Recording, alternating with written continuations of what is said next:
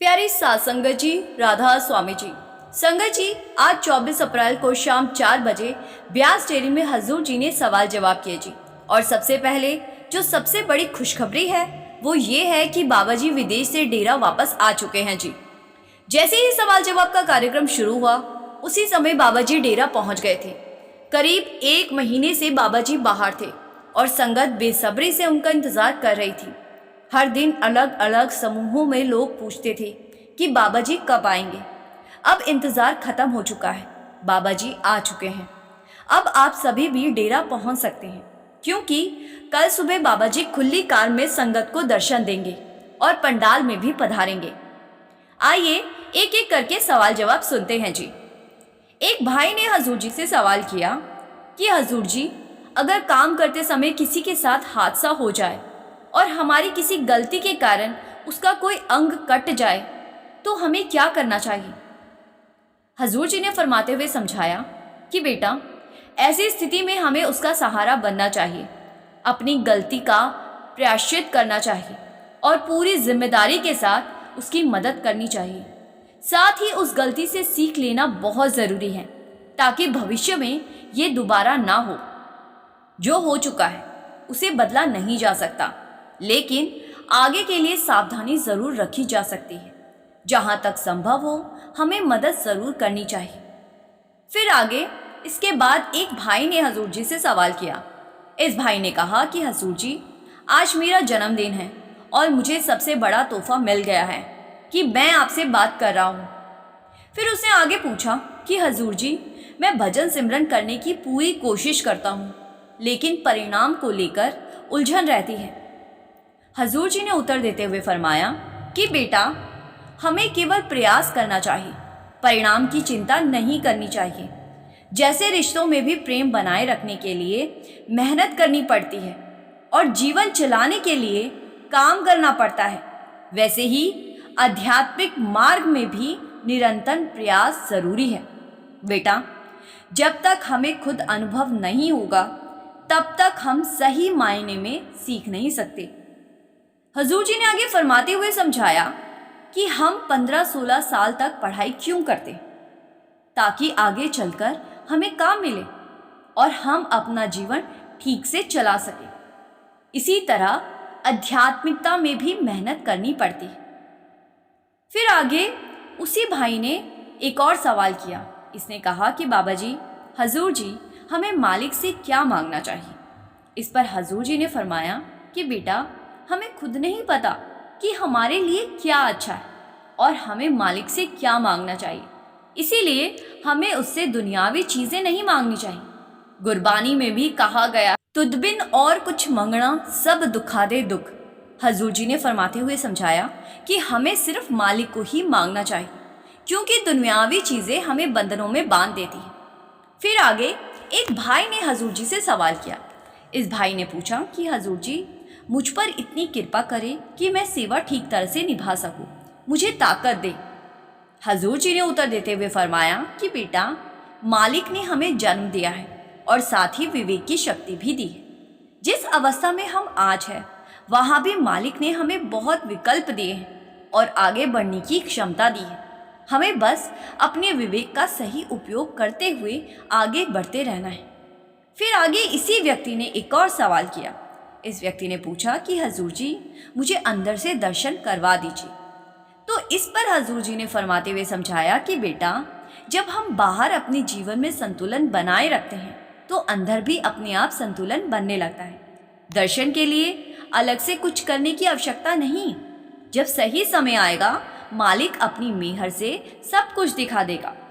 फिर इसके बाद एक बहन ने भावुक होकर हजूर जी से सवाल किया। ये बहन भावुक होकर बहुत रोने लगी।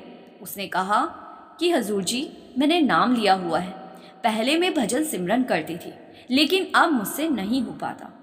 हजूर जी ने उसे समझाया कि बेटा, मालिक जो देता है वो कभी वापस नहीं लेता। असल में हमारा मन दुनियावी चीज़ों में उलझ जाता है। हमें बस अपना अभ्यास बनाए रखना है, चाहे मन लगे या ना लगे, भजन सिमरन करते रहना चाहिए।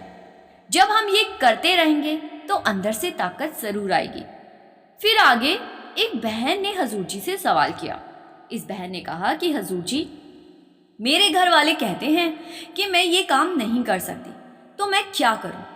तो हजूर जी ने फरमाते हुए समझाया कि बेटा, मालिक ने हमें समझ और विवेक की शक्ति दी है।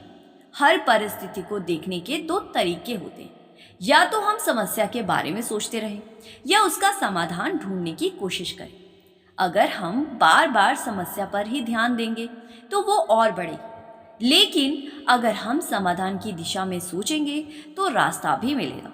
इसीलिए बेटा, मन को खुला रखें, अपने माता पिता से बातचीत करें और उनके अनुभव को ध्यान से सुनें।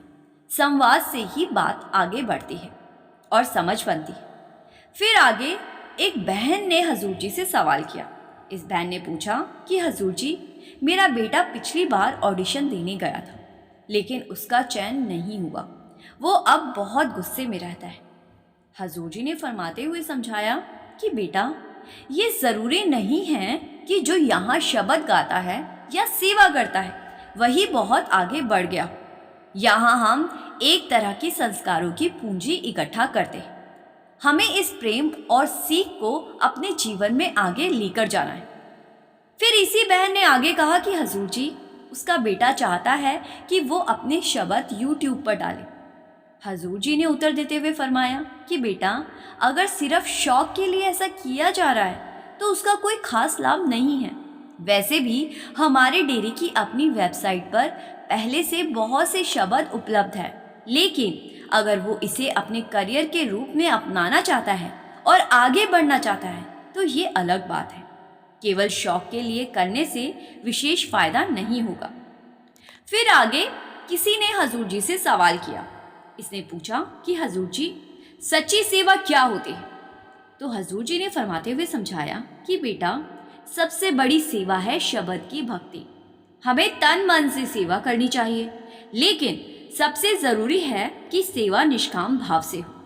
सेवा का असली मूल्य इस बात पर निर्भर करता है कि हम उसे किस भावना और दृष्टिकोण से करते हैं। फिर आगे इसके बाद एक भाई ने हजूर जी से प्रश्न किया। इस भाई ने पूछा कि हजूर जी, मन को काबू में कैसे रखें?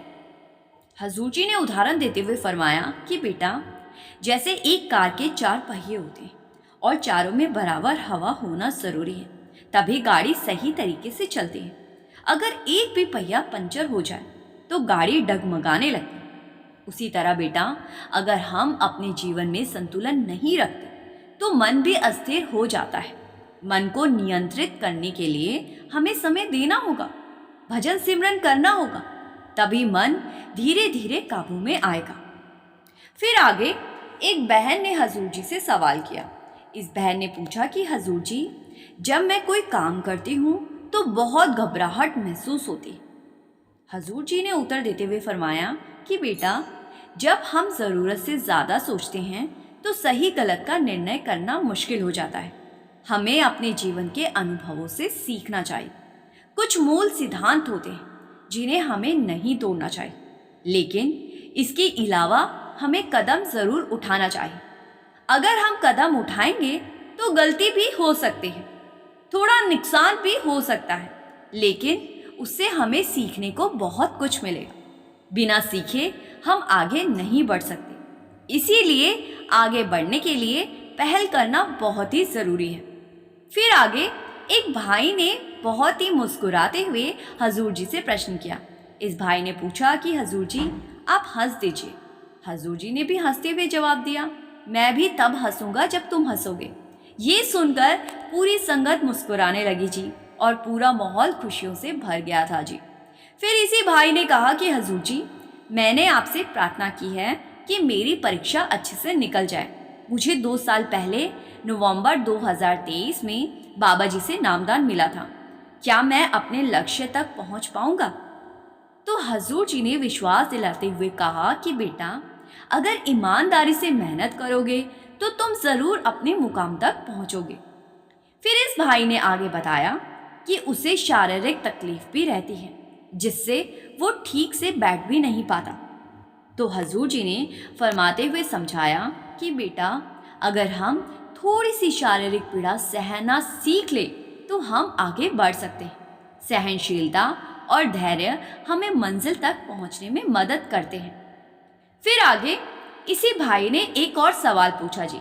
इस भाई ने कहा कि हजूर जी, कहा जाता है कि एक ही परिवार में एक ही माता पिता से जन्म लेने वाले बच्चे भी एक जैसे नहीं होते, ऐसा क्यों?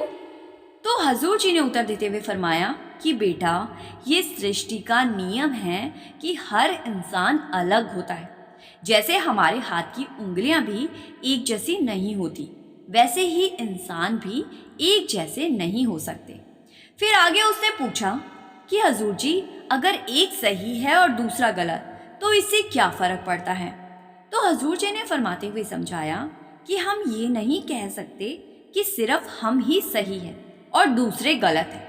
हर व्यक्ति की अपनी सोच और दृष्टिकोण होता है, लेकिन ये जरूरी नहीं कि हर कोई हमारी सोच के अनुसार ही चले।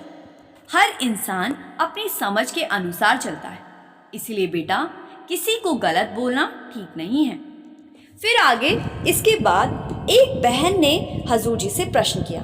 इस बहन ने कहा कि हजूर जी, मैंने आपसे कुछ मांगा था लेकिन मुझे नहीं मिला। मेरी मम्मी कहती है कि शुक्र करो, मिल जाएगा। जब मैं शुक्राना करती हूँ तो मुझे सब कुछ मिल जाता है। अब हजूर जी ने मुस्कुराते हुए इसे समझाया कि तो फिर तुम्हें अपनी मम्मी की बात ज़रूर माननी चाहिए बेटा। फिर इसी बहन ने एक और सवाल रखा जी कि हजूर जी, दो लोग आपस में शादी करना चाहते हैं, उनके माता पिता भी मान गए हैं, लेकिन पंडित कहता है कि कुंडली नहीं मिलती। क्या हमें उसकी बात माननी चाहिए? तो हजूर जी ने हल्के अंदाज में जवाब देते हुए फरमाया कि बेटा, पहले उस पंडित के अपने जीवन की स्थिति देखो। क्या उसके घर में सब कुछ ठीक है? अक्सर जिनके अपने घर में ही समस्याएं होती है, वो दूसरों का भविष्य बताने लगते हैं। हजूर जी ने आगे फरमाते हुए समझाया कि बेटा, मालिक ने कोई समय खराब या अच्छा नहीं बनाया है, उसके लिए हर समय एक जैसा होता है। संत मत में हमें मूल सिद्धांतों को देखना चाहिए। हर धर्म यही सिखाता है कि सभी इंसान एक समान है। हमें एक दूसरे की सोच और स्वभाव को देखना चाहिए। बस इंसान अच्छा होना चाहिए, यही सबसे जरूरी है। फिर यही बहन आगे कहने लगी कि हजूर जी, मुझे अभी तक नामदान नहीं मिला और मुझे समझ ही नहीं आ रहा कि सही समय कब आएगा। तो हजूर जी ने कहा कि बेटा, आप अपनी तरफ से नामदान लेने की कोशिश करते रहो। मालिक ने चाहा तो आपको नामदान मिल जाएगा। फिर आगे इसी बहन ने कहा कि हजूर जी, मैं आपसे कुछ निवेदन करना चाहती हूँ। मेरे पास एक सूची है, क्या मैं अपनी बातें रख सकती हूँ? तो हजूर जी ने मुस्कुराकर पूछा, कितनी लंबी सूची है? बहुत लंबी तो नहीं है। तो ये सुनते ही सारी संगत बहुत जोर जोर से हंसने लगी थी जी। फिर जब हजूर जी ने इशारा किया कि बोलो, तो उस बहन ने कहा, कुछ बिंदु गिनाने शुरू किए। हजूर जी ने बीच में हल्के अंदाज में कहा, और कितने बिंदु बाकी है? तो वो कहने लगी, बस 3 और। तो हजूर जी ने हंसते हुए कहा कि अच्छा, सिर्फ 3 ही? तो उसने अपने 3-4 और बिंदु बताए।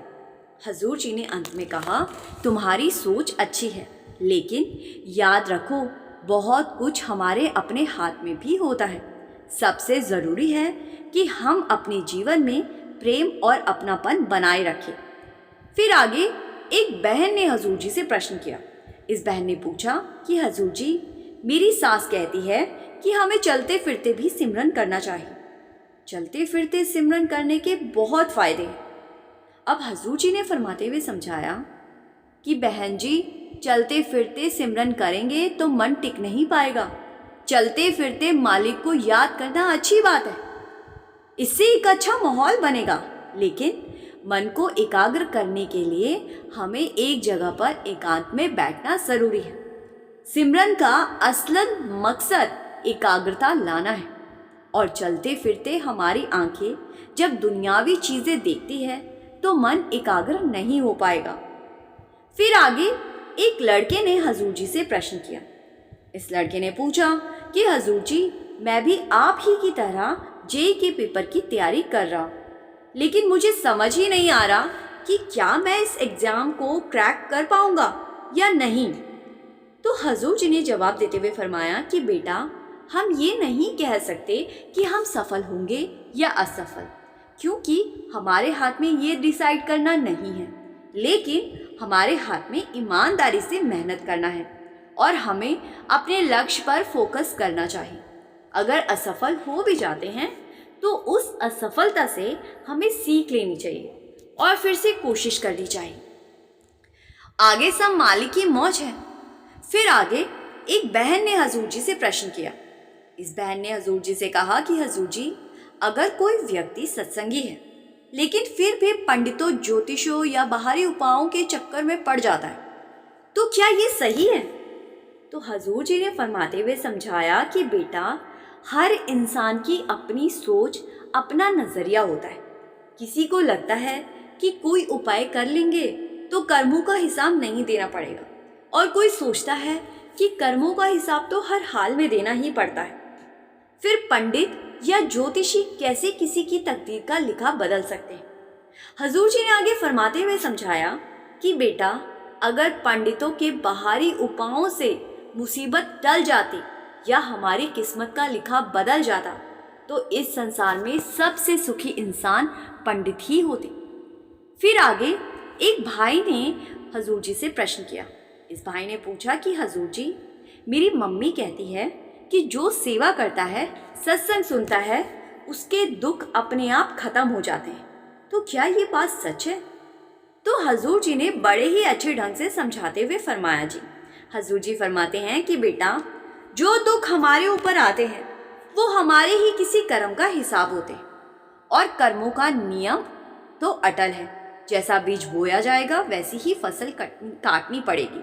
लेकिन जो जीव भजन सिमरन से, परमारथ से जुड़ जाते हैं, उसको ये समझ आने लगती है कि ये दुख जो उसके ऊपर आया है ये किसी कर्म का हिसाब हो रहा है। फिर वो इंसान दुख से घबराने की बजाय हंसते हंसते उस दुख को सह लेता है। मालिक उसके अंदर इतनी ताकत दे देता है, इतनी ताकत बख्श देता है कि बड़ी से बड़ी मुसीबत को भी वो आसानी से झेल जाता है। फिर आगे एक भाई ने हजूर जी से प्रश्न किया। इस भाई ने पूछा कि हजूर जी, अगर हमारे परिवार का ही कोई सदस्य बार बार हमें कहे कि हमारा मार्ग सही नहीं है और वो हमें अपने तरीके से चलाने की कोशिश करे, तो हमें क्या करना चाहिए? अब हजूर जी ने फरमाते हुए समझाया कि बेटा, हमें घर का माहौल नहीं बिगाड़ना है, हमें अपने आचरण से एक अच्छा उदाहरण बनकर दिखाना है।